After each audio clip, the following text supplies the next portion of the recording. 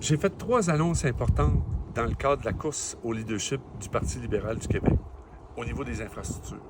Ces 3 annonces-là, c'est d'abord et avant tout qu'on doit avoir un comité d'évaluation des coûts au niveau des infrastructures avant même qu'on aille en appel d'offres. Et ça va faire en sorte qu'on va être capable d'avoir une enveloppe globale. Vous savez, dans le cas du pont de Québec, le 3e lien, là, tout le monde parle de 5, 7, 10 milliards. Personne ne sait exactement le montant. Ça, c'est inacceptable. Il faut qu'on ait un comité d'experts qui vont le voir avant. Et si on le fait avec ce comité-là, bien, quand on va faire les soumissions, on va être en mesure de déterminer si les soumissions sont d'un ordre général, global et raisonnable.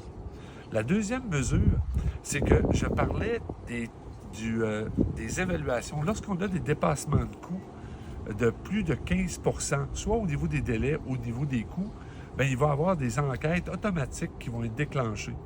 Donc, on va être en mesure de voir c'est quoi le problème qu'il y a eu dans cette offre de service-là, dans ce projet-là, et il pourra avoir des pénalités à l'entrepreneur ou, par ailleurs, on pourrait peut-être modifier les appels d'offres dans le futur pour s'assurer que ça ne se reproduise pas.